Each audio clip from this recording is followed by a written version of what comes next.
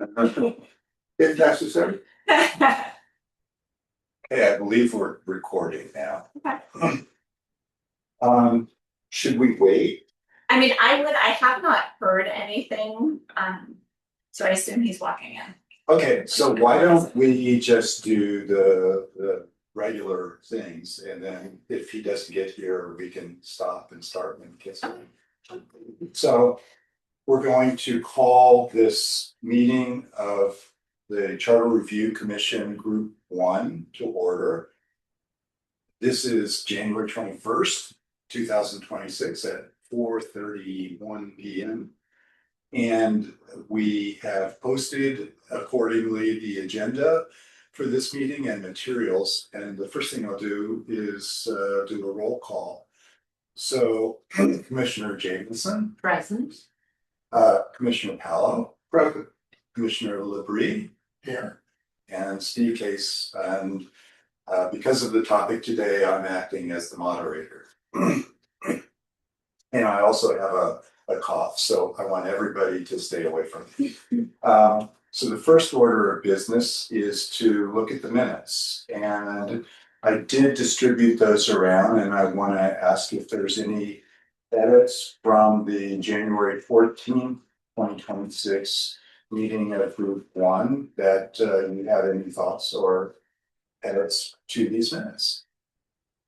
I sent you my. Yes. Yeah.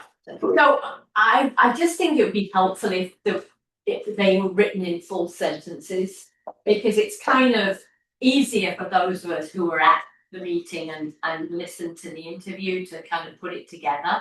But typically the minutes for public meetings like these, it's full sentences. But I mean, you can summarize.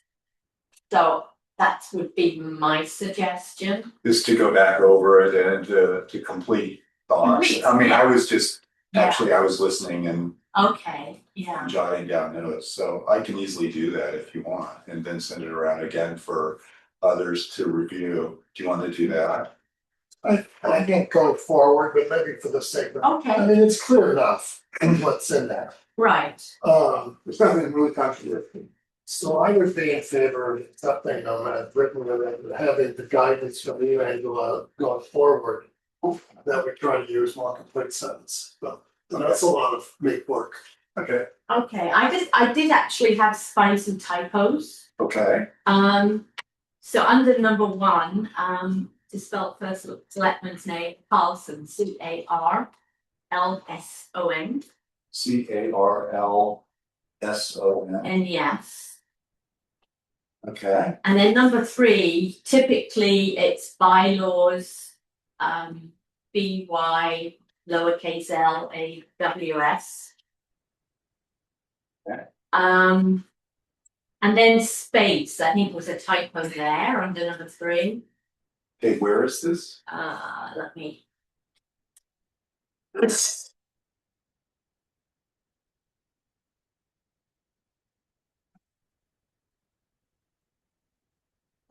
I'm going through the minutes and. Somewhere in the loading. Okay, can I sit here? Sure, please. I don't know why I go slide down. Sorry, so that you're. Nobody see, but no. No.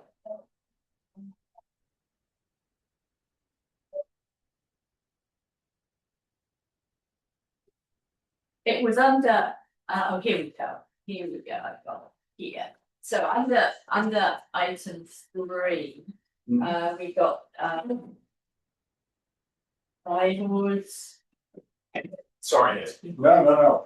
We're just going through the minutes right now, so you bear with us for just. I see. Chris, nice to see you. Hi, Joe. Hi, I'm Angela Jameson. Nice to meet you. Awesome. I was upstairs, they're having a summer meeting up there, and Yeah. I ran into Nick on my way in, he said, oh, I was just doing it, I was talking, whatever else, and kind of a quick conversation, so I thought we were next to the queue, so I sat there for a couple of minutes, and then you were like, we're downstairs. Yes. I got lucky because I saw Chris outside and I just followed him in. Yeah, let's do it. I was coming down from listening to Nick's testimony. So. Yeah. Did you find it? I didn't, so I guess it's not very. Okay. So, get it, you know?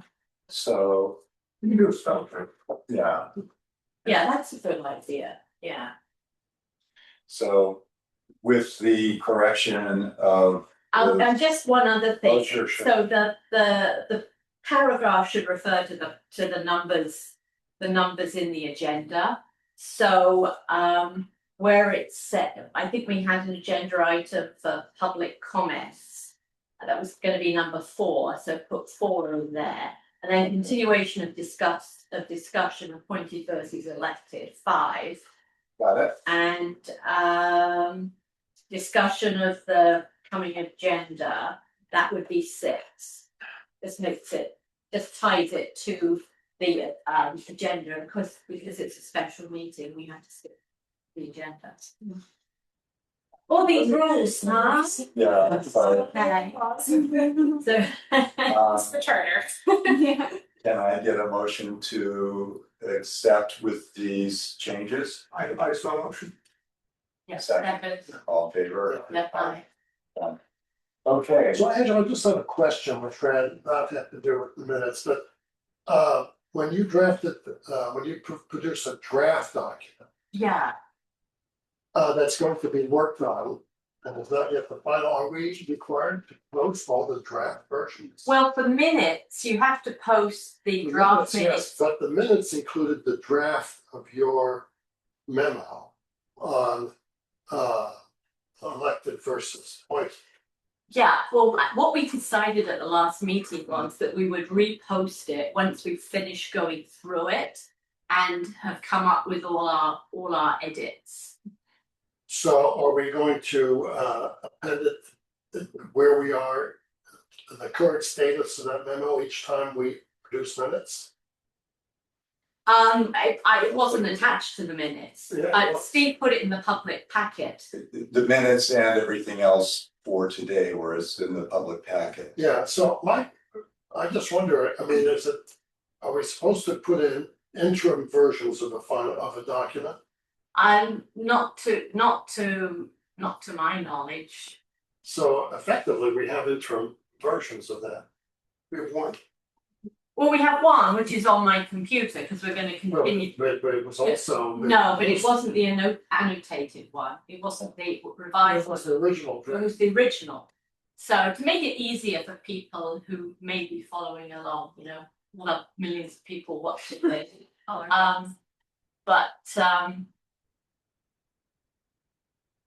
Well, if that's the way we're doing it, it's fine. I mean, this is what we had discussed at the end of the last meeting. We can always change it. Yeah, Hopefully, we will complete it. Yeah, hopefully it will complete it and then we'll upload a final document. Is anyone online that would like to say anything? I don't think so, because we have 2 participants, so the only participants are in the room right now. And we'll go over the public comments and then we will move into the discussion of the Board of Ed. And thank you very much for coming, and we hope to make this as painless as possible. We are the group 1 of the Charter Review Commission. There's been, I don't know if you follow it in the press, but there is every 10 years, an effort to take a look at the charter of the town of New Canaan, review it, make edits if required, where required, and run for the next 10 years. And so we've taken the charter as it exists today, broken up that charter among 3 different groups. You were just upstairs with the Board of Selectmen and they were reviewing that portion of the charter. We're assigned the role of reviewing the Board of Ed and several other elements of the charter. The amount of space in the charter for the Board of Ed is about this much. It's very, very light. And some could say that's a good thing. But we just wanted to be able to talk to you and anyone else that wants to participate about the charter, your observations on the way the Board of Ed is working. Any thoughts you have. I passed along a series of questions, but there's no reason we have to go through all of those. at all, but just wanted to get your thoughts on the way the governance of the Board of Ed works within the town of New Canaan, if you. Sure. You are allowed to comment on any part of the chart. Yeah. So we're focused on that, but if you want to talk about something else, that's okay. So I'll leave it to you, and if you don't have any comments, then I can fire away with questions. Yeah, I mean, I would just start by saying my biggest surprise when you first reached out was how tiny that portion was, and I said to myself, what on earth are we going to talk about? You know, other than like what happens in the event of a vacancy, which we just dealt with a month ago, and having watched Dr. Lutzi's comments, which you so helpfully forwarded to me, and I sent along to some other people, I would echo what he said about making sure that language is uniform across the board. The 30-day comments. Yeah, and I know you guys also had a discussion about the 30 days, the 30 versus 90. And these guys could sort of speak for themselves. I don't know if we've really discussed this part, but I would say that 90 is probably too much and not necessary. I thought 30 worked pretty well in this instance, although I have to say we were sort of bumping up against the holiday, so it did feel maybe a little bit more truncated than it would otherwise. But I think the sweet spot is probably somewhere between 30 and 45, but generally speaking, I think 30 works well. From what Dr. Lutzi was saying, it's mandated by general statute from the state, 30 days. Yeah. If you don't make it, then it reverts to the first selectman to fill that appointment. Yeah. And it sounds like our hands are tied on this to me. Yeah, the general statute obviously takes precedence over the town, whatever might be in the town charter. Sure. So I don't think that the town charter or the CRC can really help you in that respect if you think 30 days is too short. Yeah. No, once again, well, I guess it works out well. The 30 days is probably appropriate. Yeah, but it's good. It's good, I think, for the town charter and the Board of Ed bylaws to be consistent with what's in the general statute, because otherwise there could be questions, there could be pushback, Sure. or worse. Yeah. Well, and there wasn't, a month or two ago. Yeah. We were just weren't sure what Yeah. document kind of took precedent, but yeah, eventually we sort of got to the right spot. So yeah. Yeah, I agree with that. I think that 30 days is quick, but I also think it is our mandate to have a full board. And so I think it is good for us to then prioritize it when we need to fill a vacancy. I would guess that the way to handle it would be similar to the way that the charter handles minority representation. It doesn't try to rewrite what's in the statute, it just refers to it. So I mean, I would recommend not even giving a number of days and saying refer to statute, and it just becomes that's the sole source of information on the subject. Sure. Yeah. I think there are arguments perhaps for and against filling out the town charter with a bit more detail, because it can be difficult, and I'm not thinking here necessarily of what it says about the Board of Ed and how it operates, but it can be difficult for someone who thinks, okay, I go to the town's constitution to see what the framework is within which particular government body operates, and actually it's not all there. Mm-hmm. Because some of it's in an ordinance that you might not know about, or it's in the general statutes. But I mean, I certainly hear you that your point of view is that you'd rather have less in the town charter. I mean, it's up to you guys. One of the things that I just learned is that the Board of Ed by state statute is an elected board. So there's debates going on across the town hall about whether certain commissions or boards should be elected or appointed, but there's no choice here. Maybe if you could just talk to your experience running for office for the Board of Ed, which has a lot of you've all had to learn an awful lot once you got onto the board.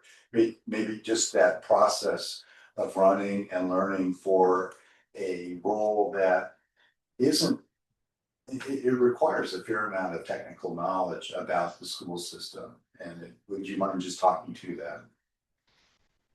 Yeah, I mean, I won't speak to actually sort of like running, but once you're on there, I would say the curve is a fairly steep one. Right. It's nice to, I know at some point there's a new discussion about how big this board should be, and I'm a huge proponent of having it remain at 9 people. I know other boards, Wilton's board, I think is 7, or Greenwich is way bigger than that.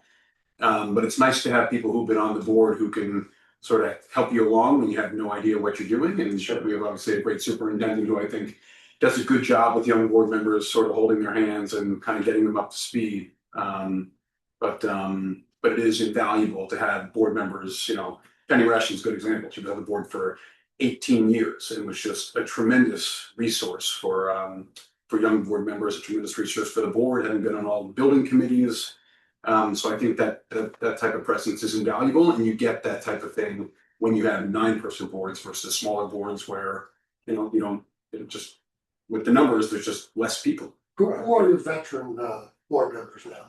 Brendan? Brendan. Brendan is the only veteran in terms of, well, he's been on, what, 10 years? 10 years now?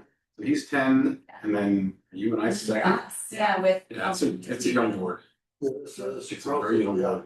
Dr. Wetzel was very supportive of the 9-member board. He said divides evenly by 3.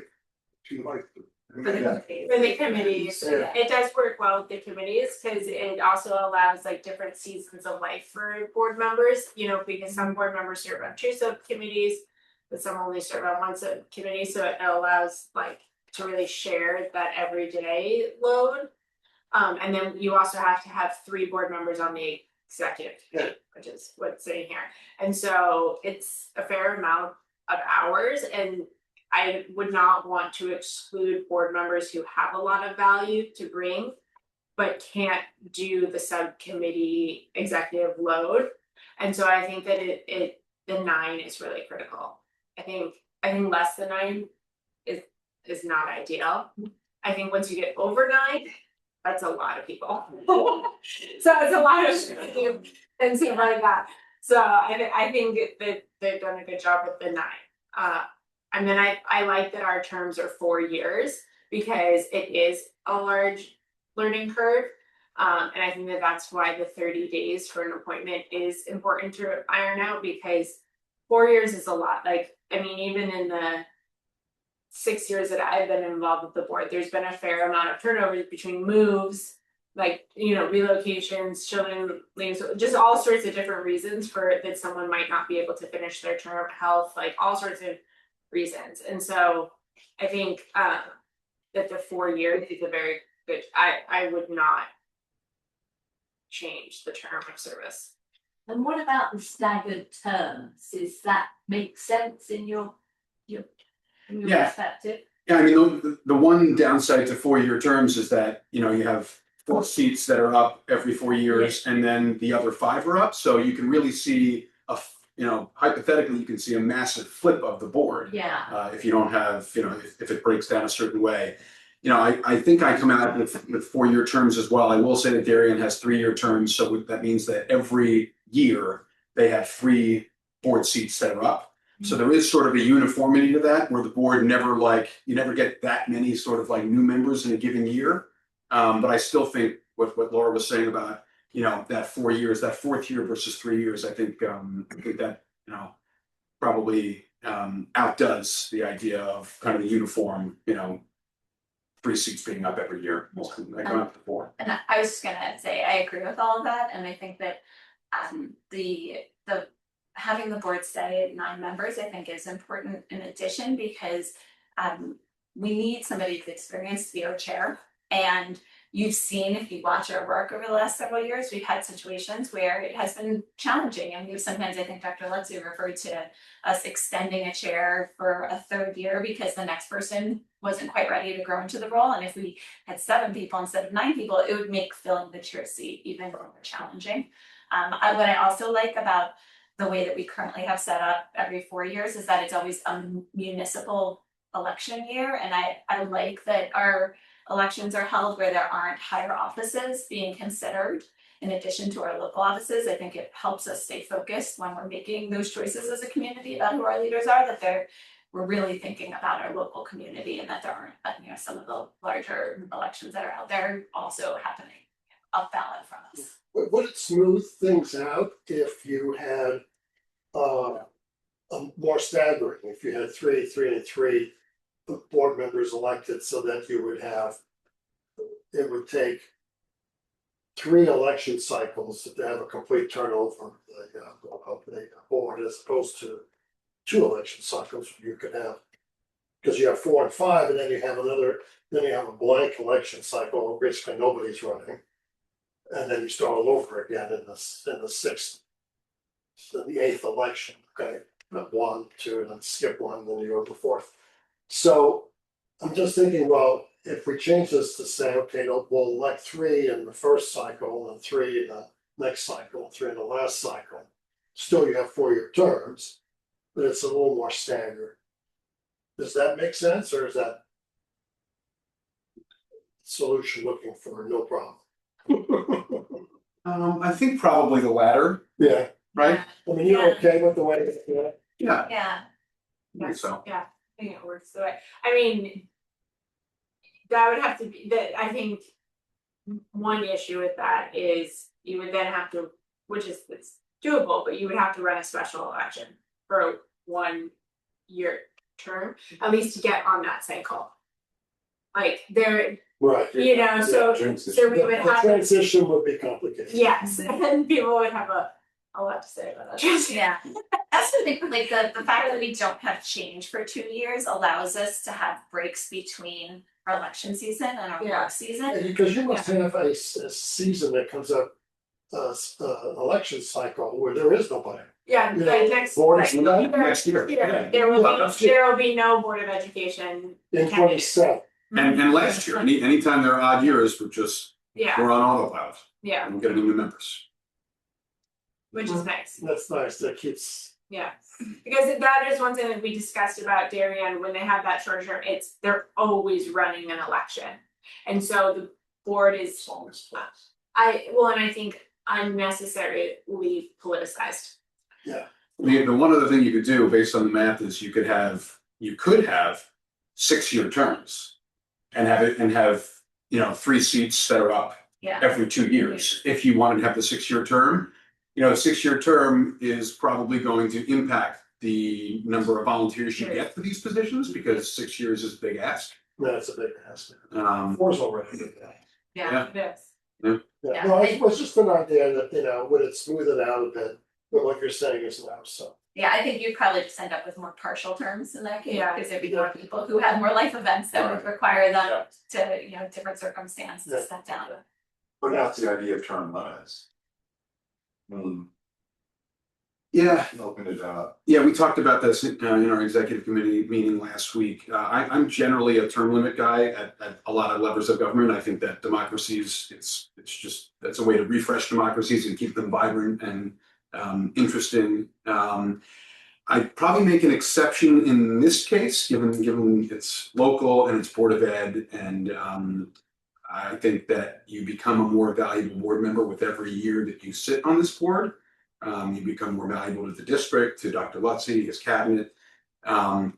If you really wanted to pin me down and put me at a number, I think I'd probably be at, call it 3 terms, maybe 12 years, because that feels somewhat appropriate. If your kid is going through the school, 1 or 2 kids, like I can see you, having skin in the game for that amount of time. Penny Ration probably wouldn't like me saying that, because she did a full 18. But if there was some sort of limit, I think that's where I'd probably come out. And I'm not opposed to it either. Yeah, I think that with term limits, then you get new and interesting people that otherwise would just be sitting on the sidelines doing something else. So How long was the, 8, 8, and, Katrina? 6, yeah. I suppose you could argue that if there doesn't seem to be a problem with board turnover, that, as you mentioned, somebody's always leaving for whatever reason. Maybe it's a solution in looking for a problem. And if, it really isn't a problem, I just throw out the question whether we need to have term limits for Board of Ed. Do Board of Ed members generally speaking have children in the system, or they have children, they don't have children in the system? Well, all 9 of our members now have children in the system. I think Penny was, she obviously did, but she was the anomaly out of our board. So that would be an attractive thing for people that is in the system. I think so. I think if you went back, beyond 4 years, you'd find that there were more members who had recent graduates, that, they had kids in high school and over the course of their term or, at some point after, their kids were graduated from the schools, but they still had a wealth of knowledge from their children's experience, as well as having the time to be able to dedicate to the Board of Education, and so they were generously doing that. But it is a different dynamic because you can spend all your time just thinking about the high school if you only have people who have high schoolers and above, and it's really important to make sure that we have folks that are throughout our system and as much as we can, all 5 of our schools, to make sure that we have all of those different perspectives. Have you ever had people who either have no kids or children are long since gone from the school system on the board that you can recall? I mean, Penny has long since gone, but Yeah. it's. Right, I'm sure she was still on there many years ago. Was it Hazel? Hazel? Oh, yeah. Oh, gosh, Hazel, yeah. Yeah, she was around for I think longer than 18 years. Yeah, no, I think you're right. Yeah, she And was so the- her kids must have graduated Yeah, sometime Hazel was recently. the Yeah. board And chair for a long time. It's people in New Canaan who have 2, 3, 4 children. There will be situations where one of their children will not go to New Canaan Public Schools. And I would say as a parent, and I think anyone, if you came to the position that this school isn't working for this child, that you would say, I'm gonna do what's best for my child, and that we would all reserve that right as a parent. But in general, you should have your children in the school system if you're gonna be doing it. That feels like the right answer. If you don't have your own children there, what knowledge do you have and where is your, as Phil will say, skin in the game when it comes to managing schools. Even though the section on the Board of Ed is very small, the Board of Ed appears in other parts of the charter, so I just want to ask a question. Is there anything regarding the budget process, which is very important, that the Board of Ed participates in, that you like to talk about, or you think that might be improved, because it's a big piece of what they've done? Oh, gosh. I think it's an extreme amount of meetings that are asked to present budget, and I understand that as each committee wants their time in front.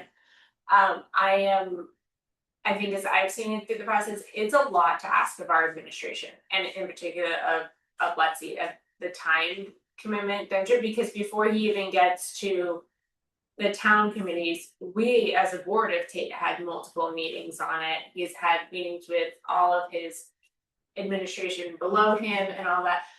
So one suggestion I would love to see is, rather than him having to go and present the budget in a first, I don't know if they're called first readings or first presentation to each committee, I think it would be nice if he could do one presentation to all of the committees at When you once. say committees, what are you referring to? Like the Board of Selectmen, the Board of Okay, Finance, and town commissions. Commissions.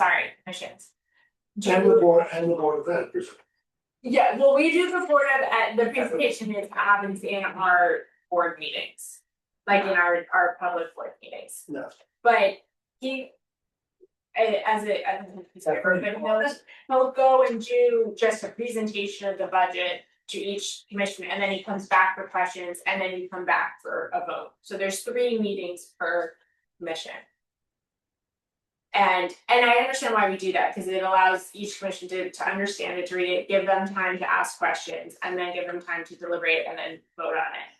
I think it would be nice if he could do one presentation and then come back for a specific, then go to the individual meetings, do the questions with the Board of Selectmen, the vote with the Board of Selectmen, then the questions with the town council, or Board of Finance, questions with the Board of Finance and the vote of the Board of Finance, and then the town council questions and the vote. Rather, so you would go from essentially 9 meetings To 6. to 7. What's the 7? Well, the initial presentation, Oh. and then you have 2 per commission.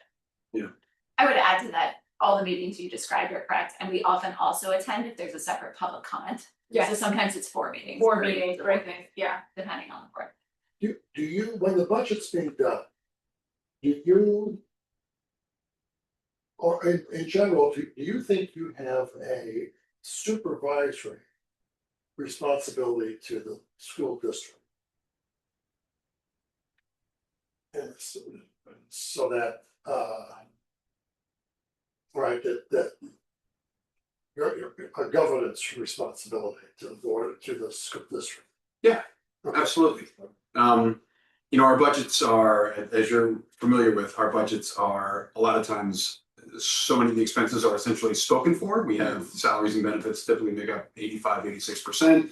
You know, transportation, some of these other things like, I get what you're saying. We are overseeing that. We are briefed on all kinds of things related to that. But when the budget does come, so much of it is already sort of baked in that, you know, I think in the past we've sort of been accused of being a rubber stamp, but the truth is there are just not that many levers to pull to, you know, make any kind of like drastic changes because all this stuff is contractual. It's been on the books for ages, and you know, so yeah, I think it is supervisory, but it's I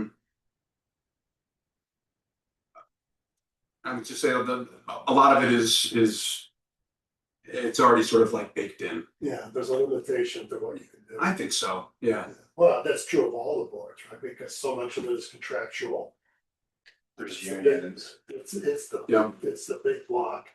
Of course, you fellows are actively involved in the union negotiations, right? Yes. So, I was gonna say, I think that is, when we get to the, I would say two things, when it gets to the public meeting, I would could say it could appear that we just listen and don't push back. But I would point out that we have two multiple hour workshops that are available to the public if people would like to view. But so, I mean, by the time we've gotten to a presentation in public area, we've had 6 hours of workshop discussions of over all the budget items. And then I would say a lot of the work does come in those subcommittee meetings where our resource subcommittee is very involved in the union negotiations. And then all the, you know, we have a building or a facility subcommittee, which dives in very deep into the costs of, and we have the new capital expenditures that are needed, or any of the contracts, or any of the upcoming asks for facility improvements. And so a lot of the very deep work of talking about that, I think, is handled in the heavy hours of board members that you don't see publicly. do you get involved in questions of enrollment projections, staffing, growth in staffing over the years, those kinds of questions? Get involved, meaning do we ask questions about them or like? Yeah, I mean, at the Board of Education level, how do you deal with these issues? Because they come up Yep. on the other boards. And so we try to address them, but. Yeah, I mean, so each one of those, we get enrollment projections every year in October. We get both a recounting of all of our staff, like where we are today, as well as our projections.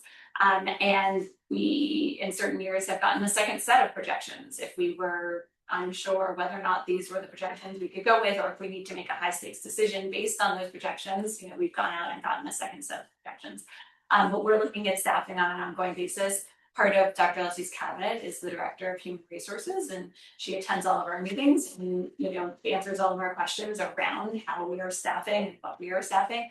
And then it's a part of our budget process. Anytime we are making any additions to our staffing levels, we have a robust conversation about that. And you can see that from last year where, as you may recall, the superintendent brought forward a budget with no FTE additions, but we as a board discussed it, and we wanted to add 2 FTEs in areas that we thought would be very high value. So one was a high school math interventionist, and the second was a second classroom coach at the elementary level.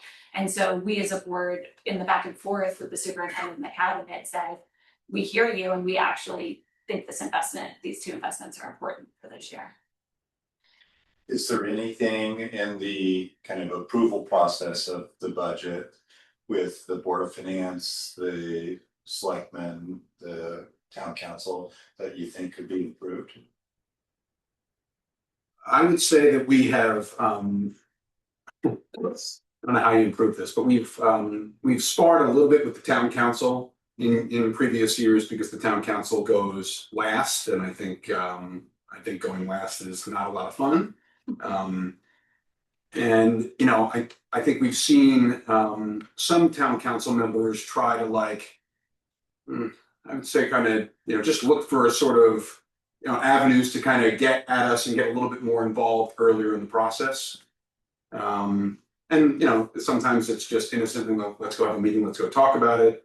But it's, you know, I think it's important that that these various people in these commissions sort of respect boundaries and understand that we do this, you know, sequentially, and that there's a reason why. The town council is more kind of the legislative political body. There's a reason why they go last. Board of Finance, very different role. There's a reason why they go where they do, and Board of Selectmen obviously with capital. So I think the process works, and it just gets a little bit slightly cumbersome when people, you know, are less restrained. Is that an area where the town charter could help, or is it more a question of norms and behaviour? The latter. It's state statute, I think, because the way the state operates is that the Board of Education budget is a block grant. So once it comes as a block, $90 million, that's the block. You can argue about the 90, but you can't argue about the 275 objects that are inside the 90. You can't say, gee, you know, you can talk about it. And there's a lot of talk at your level, at the Board of Finance level, about staffing and you know, healthcare costs and all these things that we try to get at it. You know, that's when we have that second meeting, when the Board of Finance has the second meeting with the department head, the Dr. Lutzy, and you know, we try then at that point to, you know, do what we can. But it's once that block grant is voted, it goes to them. They can spend every nickel of it, and they'll have to account for it beyond that. What's done is done. As a rule, we get a little bit of money back from the Board of Education every year, but it doesn't. Percentage wise, it doesn't really amount to a whole much because, you know, budget's pretty tight. So it's by, you know, state statute, and probably it's fine. I don't know the answer to this, but my question would be, is the length of the budget process prescribed? I do know a little bit of the answer from perusing the charter, that it'll say the first Tuesday and then the third Tuesday after the first Tuesday and the fifth Tuesday after the first. I guess I wonder on all of that, whether or not those lengths of time are all necessary. And if we went back 3 charters at a time where, you know, public comment was gathered by printing in the newspaper, and then the newspaper came out some number of days later, and then people needed to get it on their calendar to show up, then I could see why there were longer periods. And I'm just wondering today if all of those distances between each of the meetings need to be the length they are, because they add up to this year it's going to be a 3.5 month process from the day we get the budget with numbers on January 6th to the day town council approves on April 14th, I believe.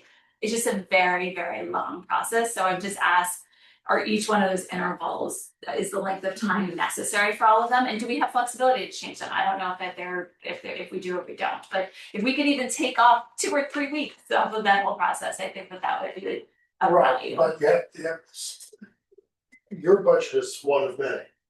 So there is that element that all these budgets have to be reviewed by the selectmen's office, then by the Board of Finance, and then by the council. It looks like a whole, but it really is not a whole. It's a composite of 7 or 8, you know, major departments that you could include the Board of Education, and it ends up as being the town budget.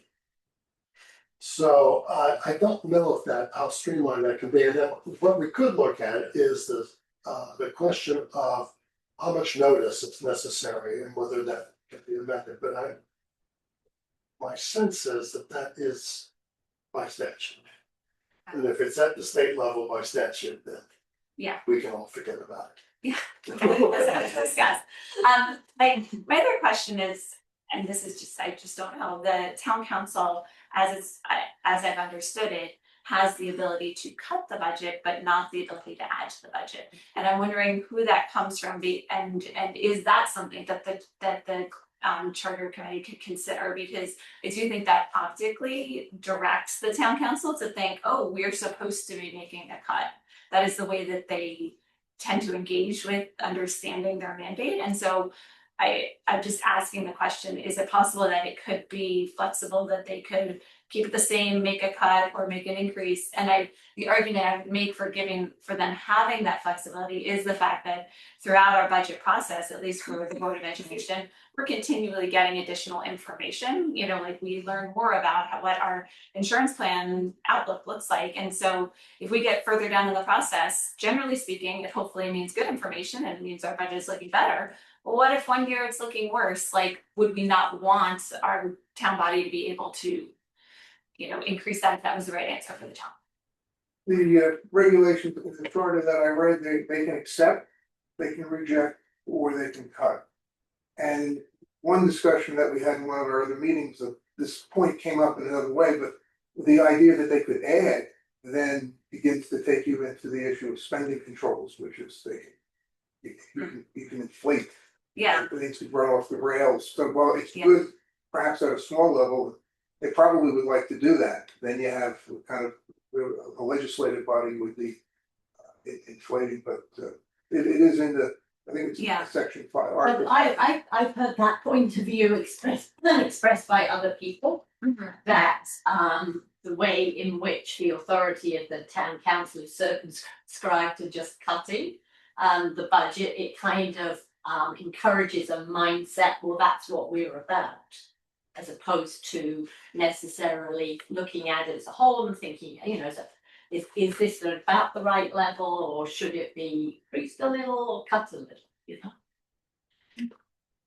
Yeah, that's a, we'll have to discuss that because it would impact the entire town budget, like everybody else, but yeah, the healthcare numbers do come in late in the process. Well, and I would say, you never know what could happen in a year, you know, like in this particular year, because we're talking about these enrollment projections, we are gathering information on a continuous basis. You know, we could have an increase and a change in what we, you know, anticipate, and that can happen any year, but you know, I'm just thinking, what are the things you don't necessarily know when you're putting together a budget in January that impact you then in the middle of April when you're. And budget started being put together in October, Right. Yeah. you know? Conceptually, I would it's good. suggest you look at what happened in COVID. Okay, so in the beginning of 2020, COVID hit, and the board, Dr. Lutzy came to the board of finance and said, we have a real problem here. And we immediately put together an emergency fund, a special appropriation for almost $2 million to cover all the costs that were associated at the school level. Okay, but forget the rest of the town. And that was well managed. So the process is moving to react to catastrophic events. Yeah. So I don't disagree necessarily that we probably will look at what the town council wants to do. But the history is that it has functioned under extreme circumstances.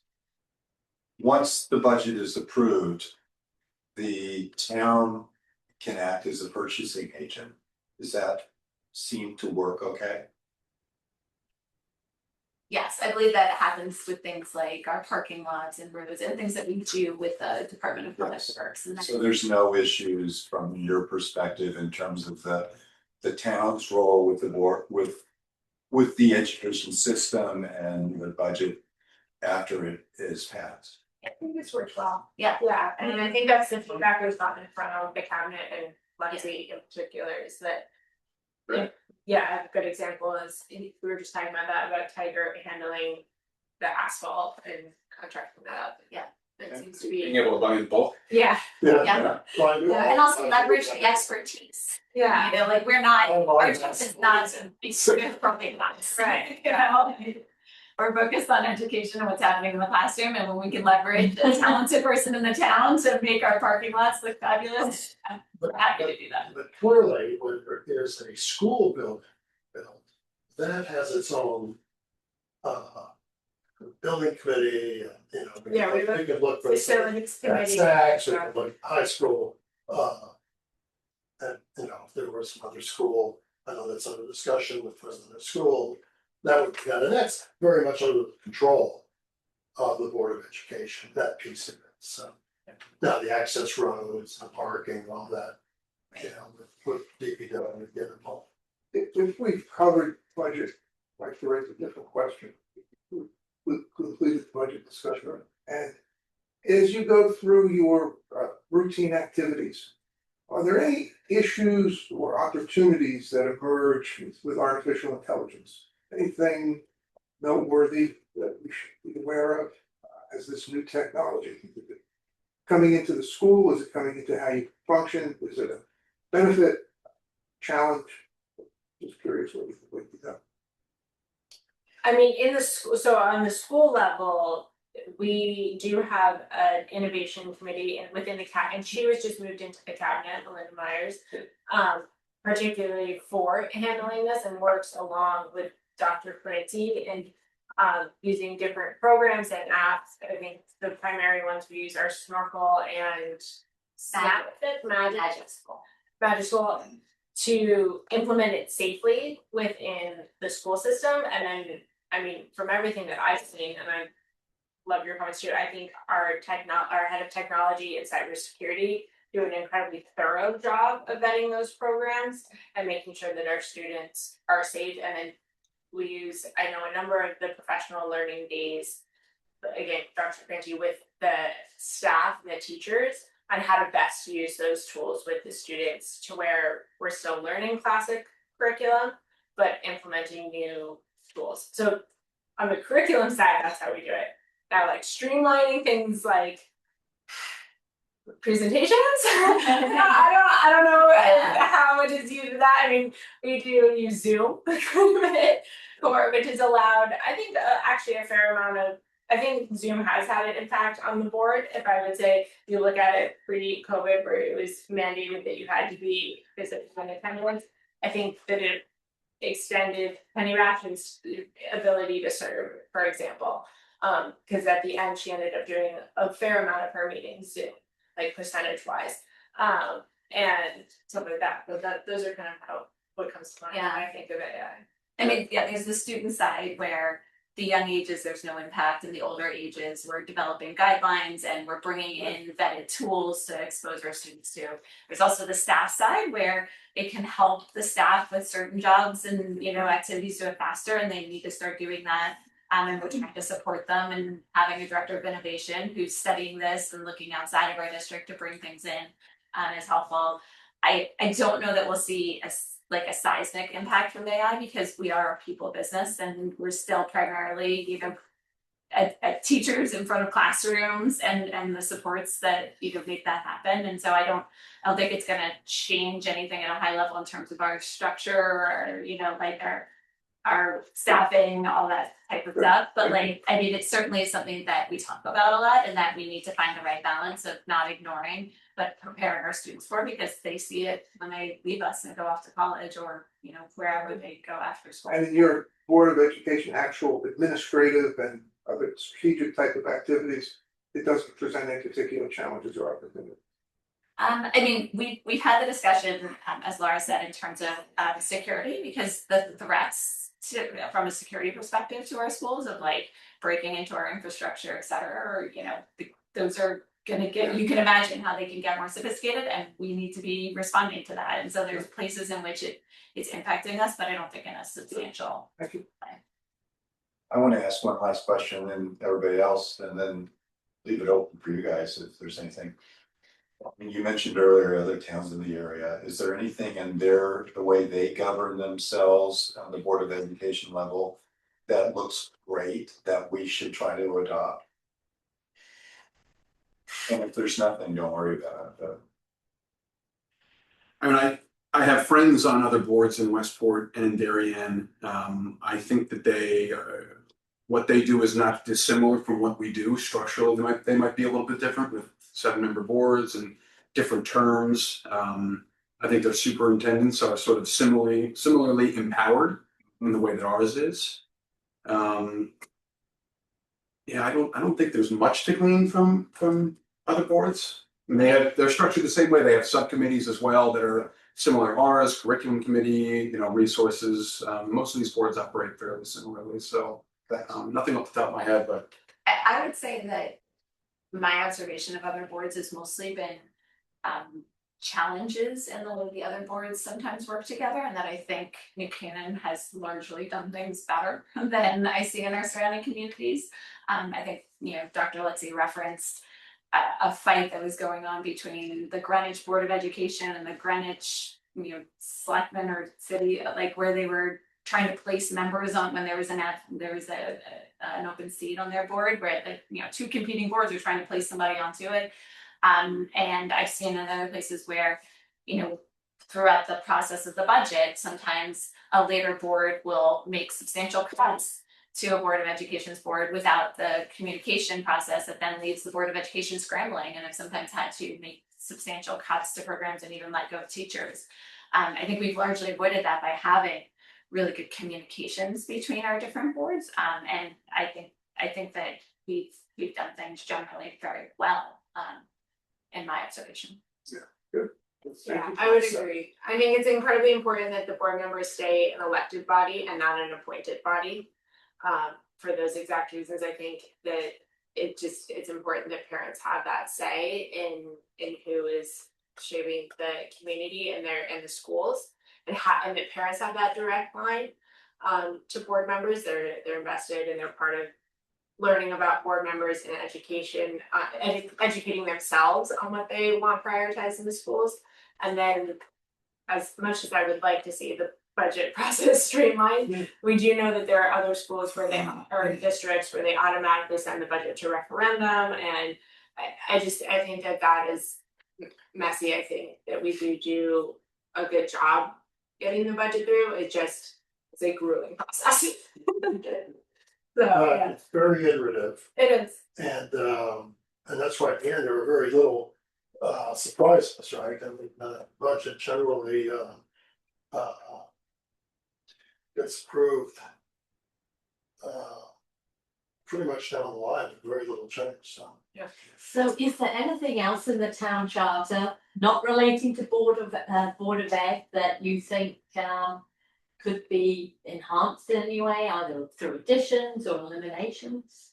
I have two other minor things related to the Board of Ed, and I don't know that we discussed this in EC, but we talked about term limits before, and this is by no means my pitch to try and be the chair for the next X amount of years, but a lot of times, our Board of Ed is sort of based on parties. We have 5 Republicans on the board and 4 Democrats right now.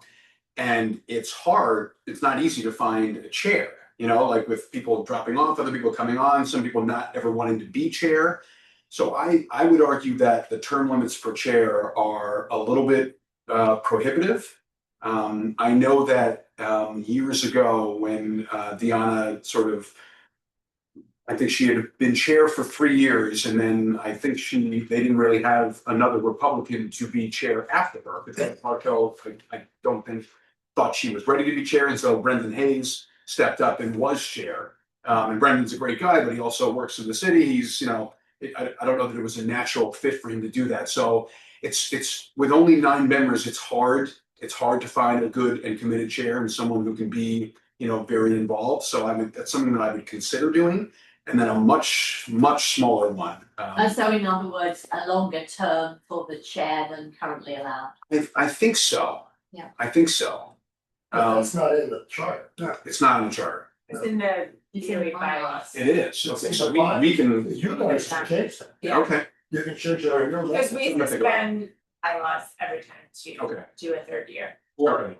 Yeah, so you guys could, work on that in your own backyard. When- Want to pick up bylaws in all your spare time? Well, I mean, you can have bylaws and rewrite them. Yeah. Sure. You could set up a subcommittee. Yeah. We have enough subcommittees right now. We solved your problems. Yeah. I do have one question, though. which are expected, yours, Laura, on party nominations. Is there a mechanism or is there any mechanism for unaffiliated residents to be on the Board of Education? So, oh, go ahead. Go ahead. No, no, no. I was gonna say the only mechanism that I know, when we had this vacancy a couple months ago now, or maybe last month, whatever it is, 6 weeks ago. A couple of unaffiliated candidates were mentioned to me as good people and, and so I don't know that we ever really considered it because everyone had strong opinions about what should happen. So that's something that you brought up, like we don't really have, the only mechanism for an unaffiliated candidate to get on is if there's a vacancy and the board says, this person is so great, we don't care that they're affiliated, we don't need them to affiliate, and we would love to have you. Well, so They can run. technically, yeah, so They a can person run, but can it's- run, and we have seen that, it's It's just tough. without It's really- having the Yeah, support it's- of a party to, there's many things that the parties do to support candidates, including even identify them, right? Like, but parties are searching around saying, who do you think would be good for this? Not just for elected positions, but for appointed positions, there's this effort to find people in lots of different networks and bring them in within the party structures. But as you're saying, that is something that for you guys, I think is really important is that I think we're what is it, 38 or something like that percent of the town is unaffiliated. That Is it 40? 40, okay, so a substantial portion and a potentially growing portion of the population, doesn't have a practical pathway to elected office. It's not technically not possible, but it's just. Well, they can affiliate. I mean, I was unaffiliated before I ran, so I just chose to affiliate. And Paris is worth the mass, you kind of join up, but. Yeah. But there's no, so there's no, when the vacancy occurred recently, did the parties immediately jump in and say, oh, here's our people, here's what we recommend? I wouldn't say it was the parties, but in a town like this, I would say there are a lot of strong opinions. Yeah. And I would say that most people had a fairly strong opinion. I will say, from my perspective, and we have not discussed this, I think that the appointment that we just went through. I think we handled it quite collaboratively as a board and quite efficiently and well. There wasn't, I would say we kept it very much within the 9 members of the board. I don't think that there was a lot of outside discussion because I think we are,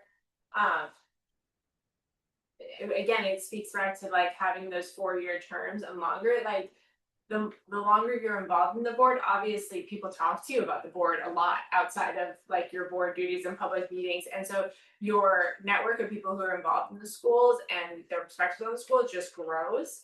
And so when there was a vacancy, I think it was very natural for people either to reach out and be like, oh, I'm interested. And like, me because we've already discussed things about the school, or for board members to reach out to people that they think would have been a good fit, knowing so much of how the board operates and what the board needs. And I think ultimately the member that we ended up selecting makes the board much stronger. And that should help us, but what was that? Raquel Harrison. Dr. Raquel Harrison, she was on the Health and Human Services Commission. Yeah, we both, she does. Yeah. Apologies. And did you maintain the same party affiliation as the vacated seat? We did, and that was just having to do with having a good harmonious relationship with. But she was Other people on board? unanimously voted on. Yeah. Yeah. But I do think that is an important question for the town going forward and for you all as your job, like 10 years from now. If we have even more unaffiliates than we have now, what are much more, I would say, robust mechanisms for those people to get involved, and what is the structure? I know, and I do know that the first selectman makes it fair as best she can that unaffiliates can come to her if they're interested. I think that that's great. I think that is different from having a natural network of people who are saying, oh, might you be interested in Parks and Rec down the road? Or, like the ways that people will just use their own networks to bring together, that just doesn't exist for unaffiliates. And I think that not only are we then missing out on potential talent, but 8 years from now, we could end up in a tricky spot if we have more and more vocal people who don't feel like they have the ability to fully participate the way that they would like to. Yeah, do you feel that,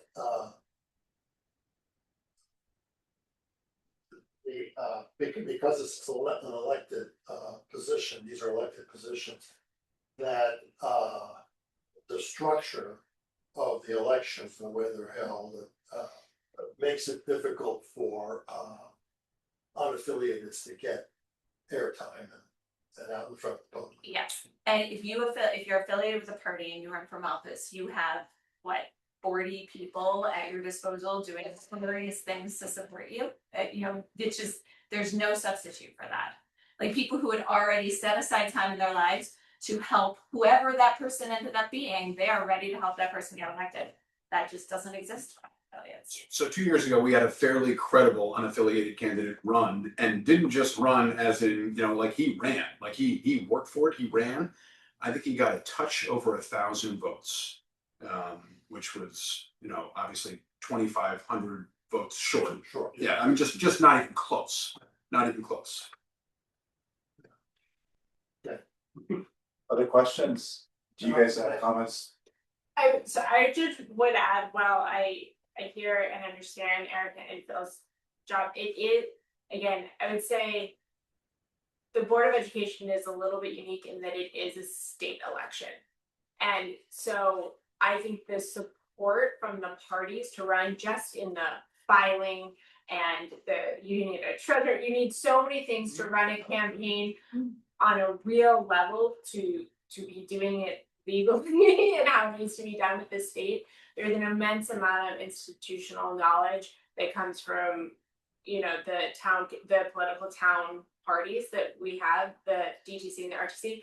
They cannot be overstated. And so that is really my own hesitancy in recommending a change, because you're coming in as a parent who wants to help the schools and the communities that there's, and like your child is a student and other people's students or other children and their experience.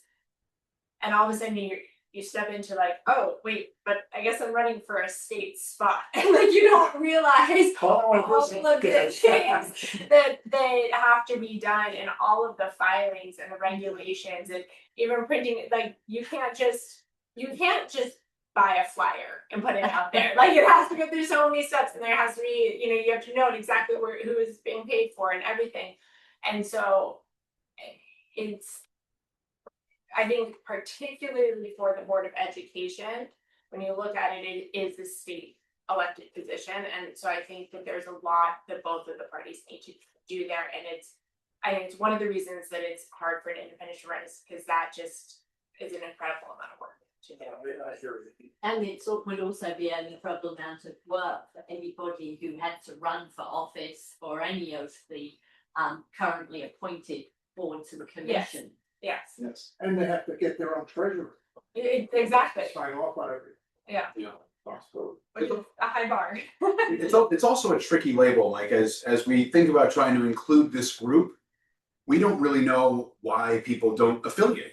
In other words, I was unaffiliated just because I didn't, I'm a fairly conservative person, but some people aren't affiliated because they don't want that public information out there. Some people don't affiliate because maybe they don't feel like they have a home in either party. Some people don't affiliate just out of sheer laziness or whatever else. So, I don't want in the haste to create this new category. I want these type of people to be involved and be considered, but they're not as easily definable as the two parties are. I do think that there's still value in having the two parties, and so anyway, I want to mention that. Yeah, no, I hear you. And I would say, and I'm not signaling this for Board of Ed, but just to consider that it is you have referenced running for office. It is a substantial time requirement for you, and it puts pressure on all of your other obligations, family, everyone around you.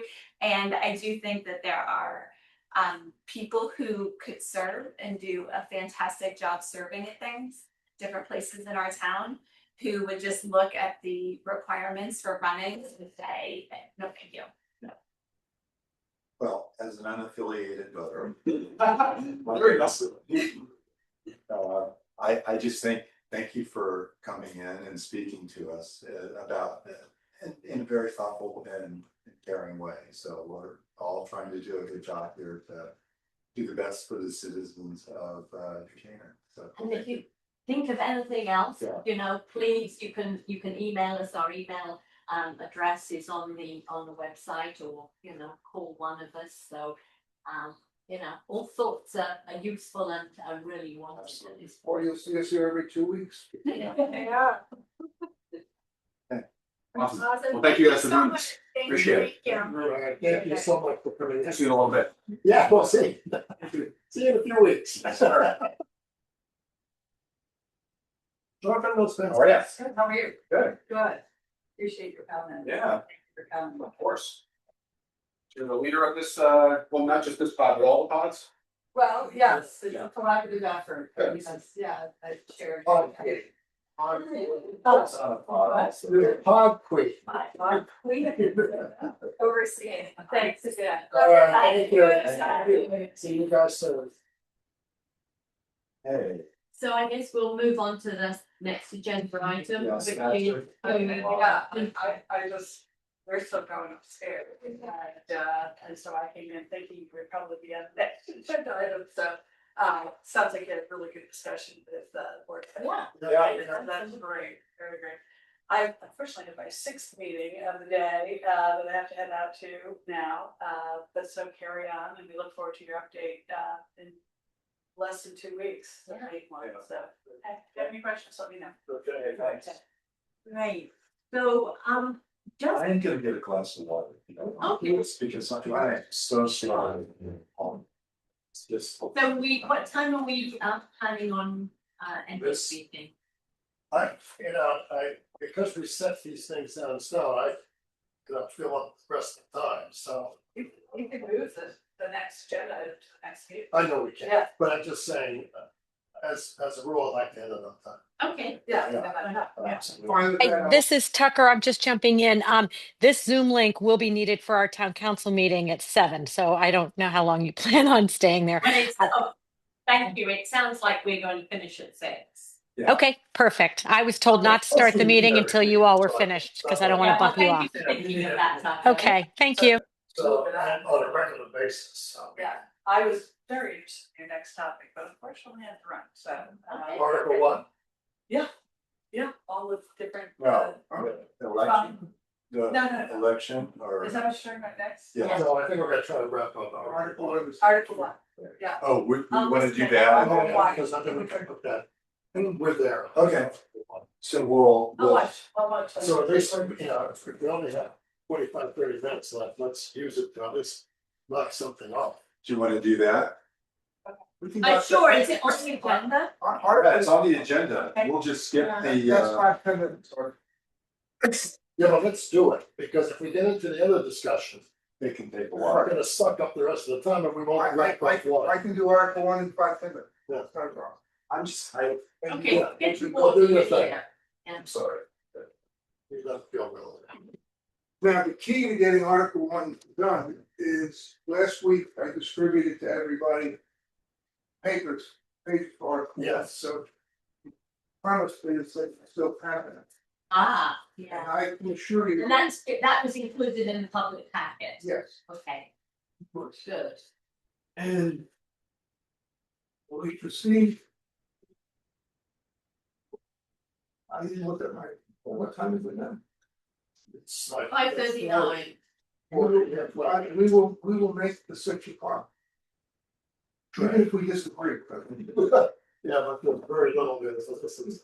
Okay, so we'll switch, we will defer the discussion of the elected. Right. And we will jump right into the materials Article 1. on Article 1 that just for the record, The amounts of power. the materials were included in the. The one you handed out. Yes. Changes to it? No, Okay, this is fine. Yeah, so this is January the 14th. one that says B2. Yes, me too.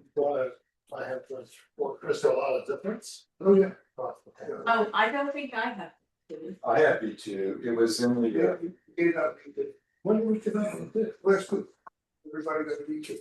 We got B1 last time. Yeah, we go, yeah, V one was 2 meetings ago. And when we met, I think we had a. Yeah. Let me just summarize, I think it will. well, maybe we can put it up on the screen if we don't all have it. I don't have it. and It was in the materials that I sent out, that were. Oh, here we I go. don't know, yeah, we gotta send those to Brian. You all got it last week, have you got yours? So is this what we're supposed to look at? No, that's the original one. No, it isn't. I've got two. This is one. Oh, This is one. 14th. Okay, very good. I have it. Steve, you got yours? I've got mine. Do you want to share? Okay, just to refresh, when I did the initial review of Article 1, I presented 19 things. Yep. We discussed those and we agreed to consider moving forward on 6. Yes. So the others are gone unless you want to bring them back. Okay. So now I'm gonna show you what we agreed to, and we can still edit. We'll start with Article 1, C1-1, title history. This was Chris's suggestion, but this is the charter of the town of New Canaan. Period. That's. And then I have the 3 points here, which would then come into play, approved by the Charter Revision Commission, probably May 4th or something like that. Approved by the town council and then approved by the election. So this simplifies what came before, where we talked about amendments and amending.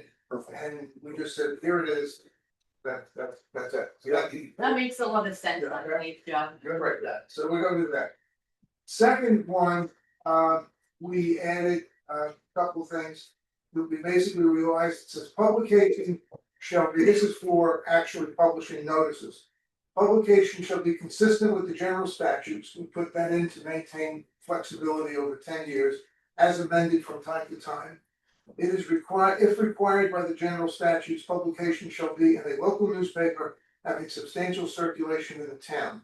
The town may enact an ordinance providing the publication by any legal means, including electronic, or in any legal manner that provides for widespread dissemination to town residents. The idea here was to give the town council the flexibility. Yeah. Ready to use electronic. Yeah. Perfect, okay, that's all right. Good. Number 3, C1-2, the town seal. Basically, the points here are first to consider adding the word seal. If you look at the next page, you'll see a lot of towns actually have it. There is a state statute, which I quoted, 7-1. 7-101. Now, there is some arcane language that if you had the seal prior to 1899, I couldn't find anything prior to 1890. The internet doesn't go back that. Yeah, but the town, the clerk would know. The clerk would know. So we're gonna resolve that one way or the other. And then beyond that, I presented, when we go to the town council, to the larger group, examples of towns that have put in statements in the charter to protect the use of the seals. I think we all know from news stories over the last years that there are enterprising people that use the seal when they send out communications.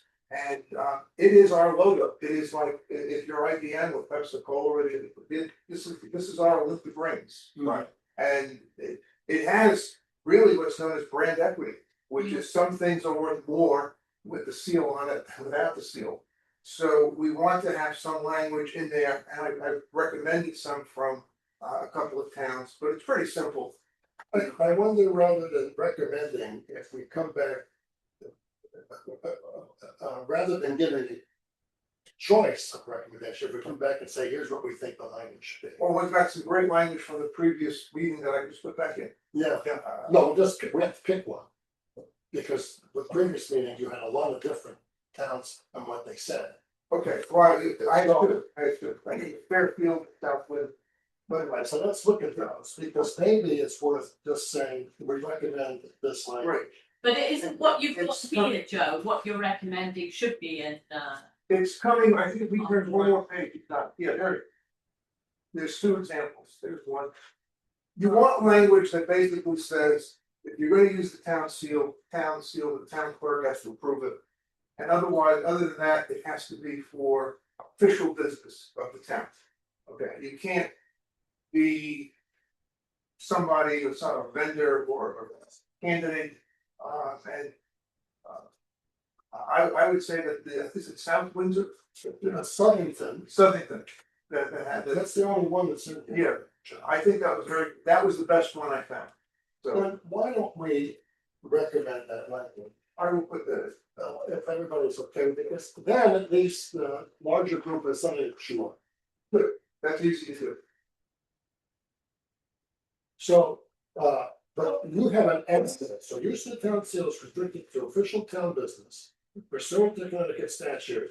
Right. The town clerk is the custodian of steel stats, so if they have permission, the town is required to reduce the town seal. Right. Then you can under section blah blah. Right. So what would we add more to? This has more specificity to it. Oh, because you would include all these. Yeah, they're just, yeah, It's limited to these things, and I don't know that, I wonder if you need to do I that. don't think you do. Why? So this is You broad. leave it up to the, yeah, you leave it up to the town clerk. right. That's their judgment. All right, But the idea is to build a moat around the seal so we don't have enterprise people. No, misusing it. I think what you've suggested, Joe, here is quite adequate. yeah, I think that would be fine. Okay, so we're gonna, we're fine with it. Yeah. Next page. Next page, the concern should be No, commission. this is, no, we're no longer using this. Well, we need to show that because we have, no, we are gonna use that, because that is a separate issue of the word seal. Our seal doesn't say seal. Oh, yeah, but can we, so what we ought to include on this page, for discussion purposes, is that 1899 cutoff. Basically, this is the discussion with Bramante and Claudia Weber. Yeah, and if they say, oh, yeah, fine, this is already in there, then this is. If they say it's fine, it's over with. Okay, If not, then they gotta figure out where they wanna put the word seal. Everybody else, not everybody, but okay, so this page is more for discussion. this is for discussion. But the solution might be either it's already in there, If we're covered we're covered, by grandfather, or then we have to. what we have to do. Yeah. Say it. All right. Now, this one is worth listening to because commissions and committees, and I was a big proponent of getting some definitions around it. I can tell you there is officially nothing in the Connecticut general statutes or any other towns that I could find that have definitions. And the only definitions we would be listing would be from dictionaries and they vary. So rather than try and referee this, what I propose we do is the next page. Very simple, it's blue page. Yep. Yeah. And well, the one issue we have, which is at the bottom of the page, which is that sections, article 2-4 says that members of a committee need not be electors of the town. That was done to help do that. Article 5-26 says if you're on the audit committee, you must be an elector of the town. They are in conflict. The simplest solution, which I show here, is to simply move the audit committee to become the audit commission. That solves the problem. Yeah, I think at this stage, the only one that appears to be mislabeled is the audit committee. It may be, once we talk about sewer and water, that there might be an additional commission that is recommended. If that's the case, Then, yeah, I'll give you another yellow arrow. Yeah. Go there. because currently that's just, Okay, so you know, you recommend the final. audit and audit commission. Or the audit board, If you wanna make it the audit board, anything but committee, anything but committee. anything but committee. That's it, So it's so, only consistent of 12 seat chair, who members appointed. Not the electors of the town. Okay, yeah, this electors of the town business, do we have, is that part of our? Yes. yes, that is in the charter. On C5-26, it's in the Board of Finance section, and it says clearly, if you're gonna be on the audit committee, you have to be an elector of the town. Nice and clean. The problem comes that when they added C2-4, they used the word committee, and that contaminated the audit committee.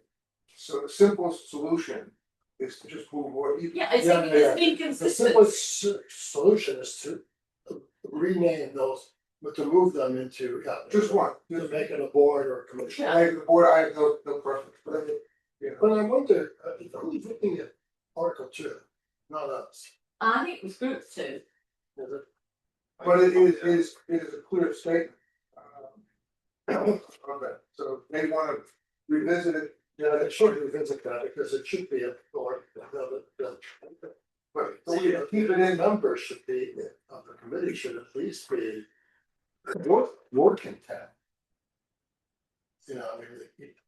Well, the. What, for committees? Yeah, Yeah, I mean, TDAC, you either have to be an elector here or have or it doesn't. a business. The loosening of the requirement was to accommodate TDEC. Yeah. And by doing so, it contaminated the word committee, Yeah, and therefore, so then, But the- we'll talk to, I'll talk to the guys. But you know, there could be other instances where it's valuable to have a body made up, not just of electors, but some other people that have a role here in town. Stakeholder, I think, you know, just run down the Grand Central Station and pick 6 people that come off the train, you know, not even this train, and say, oh, you know, be on the Buchanan committee.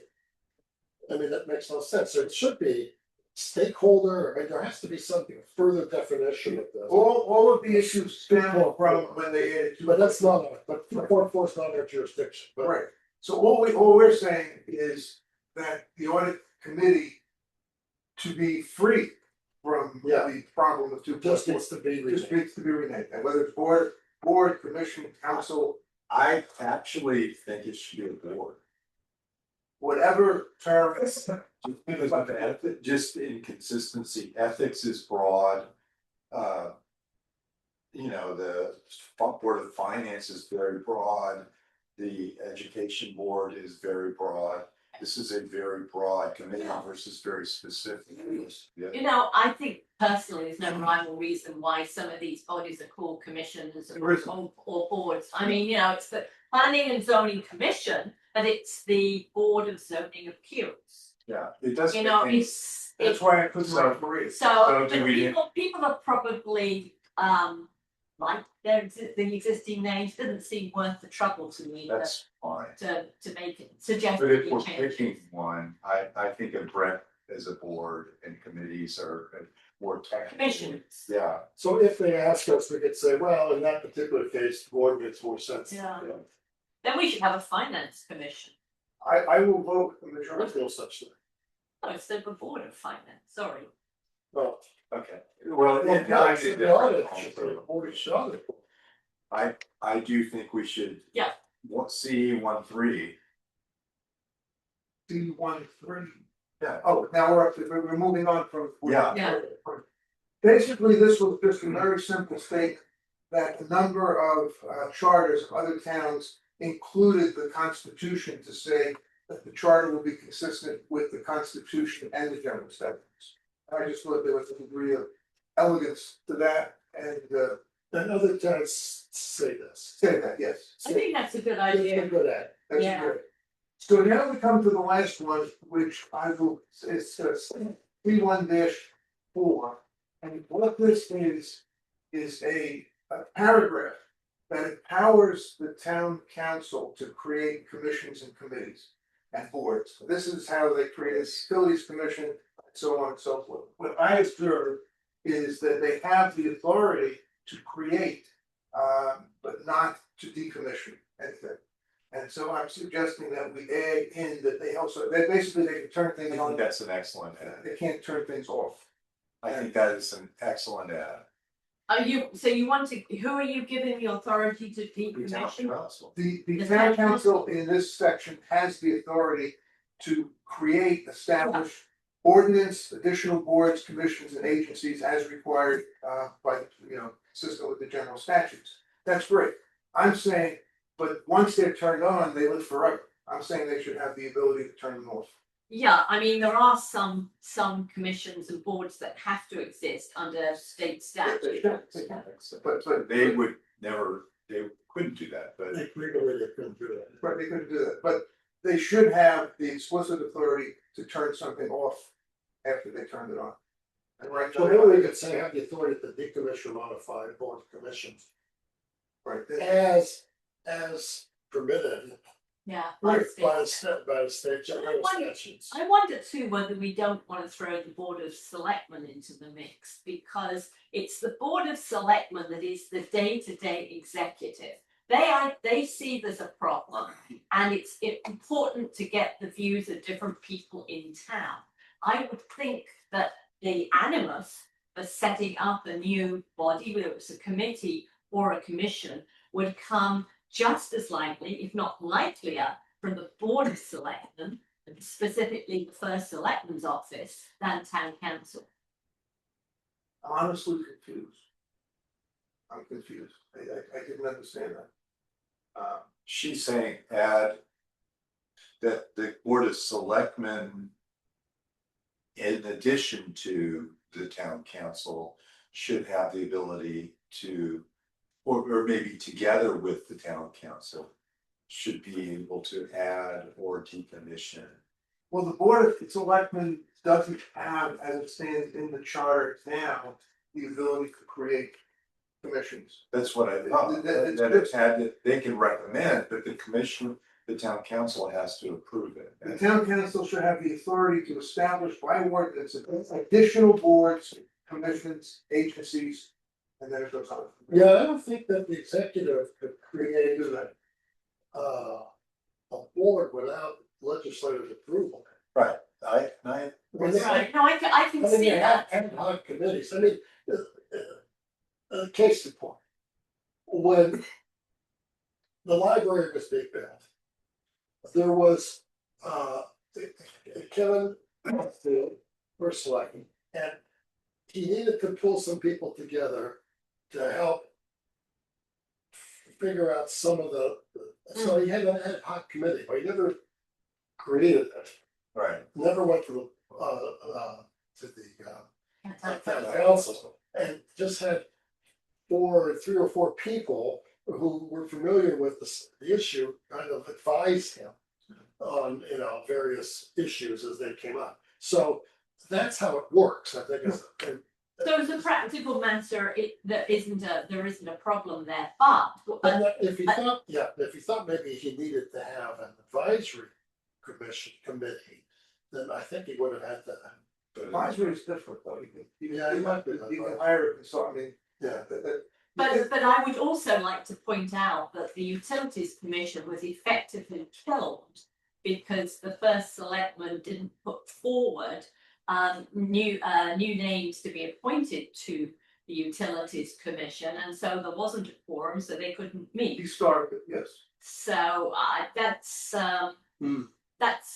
I don't think that's a great situation. No, that's not a good situation either. But that definitely happened.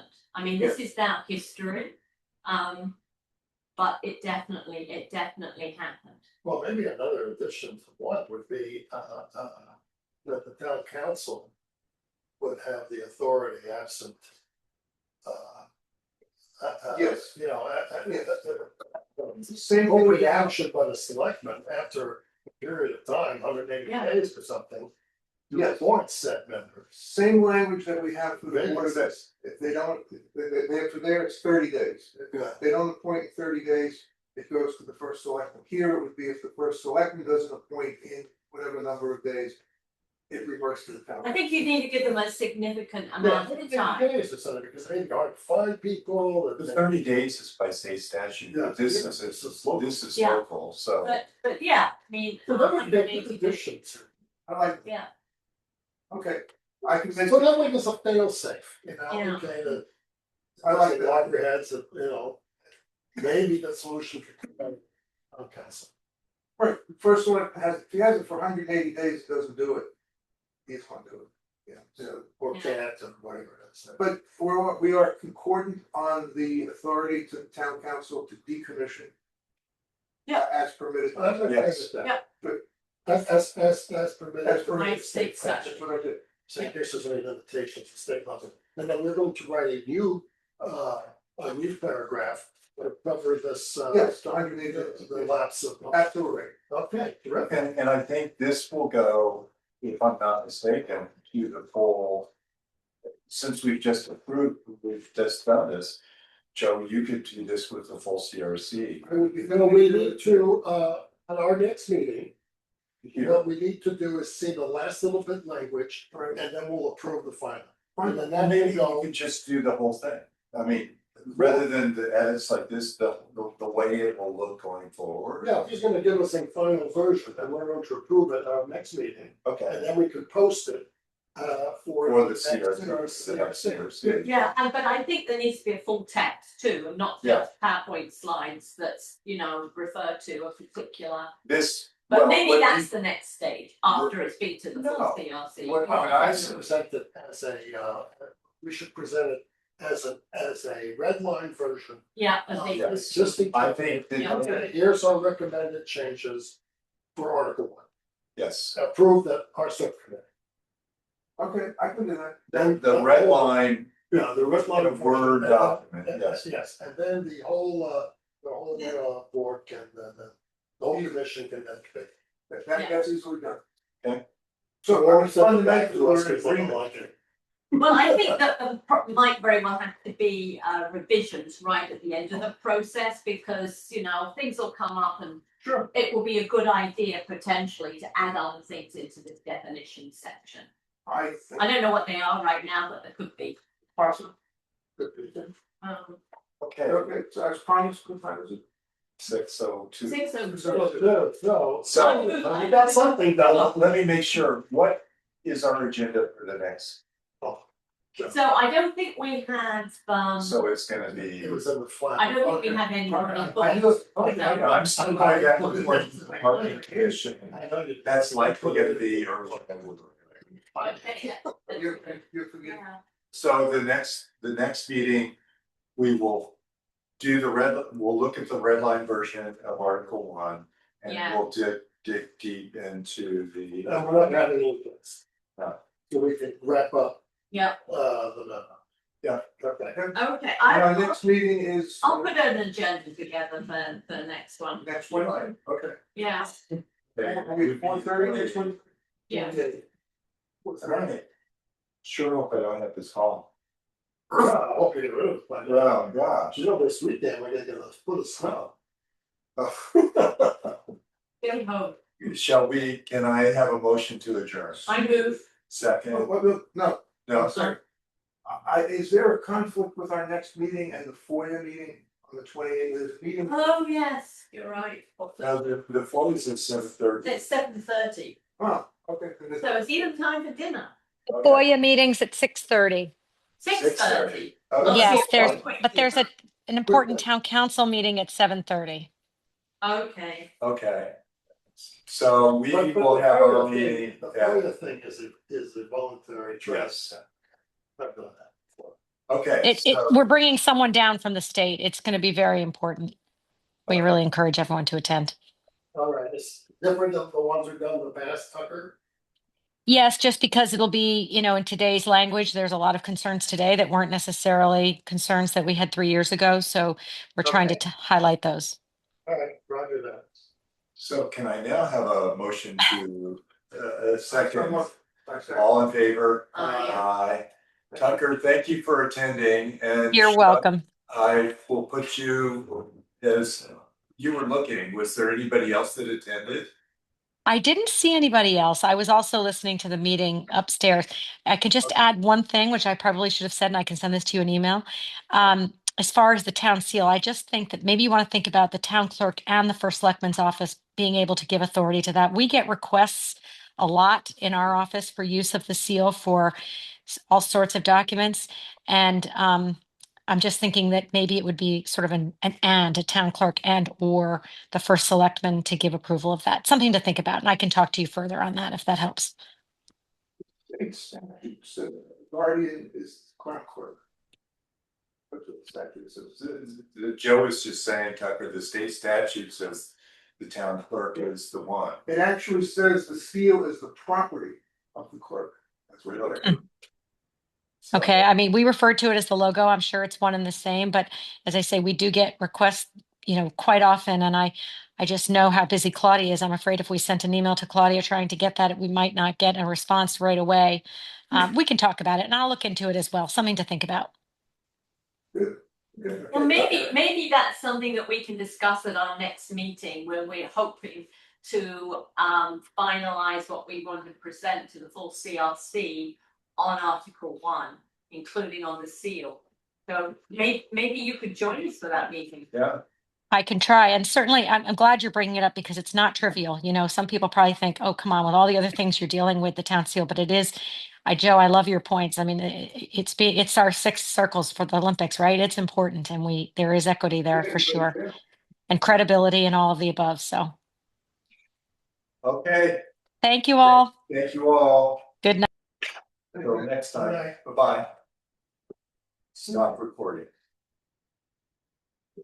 Okay.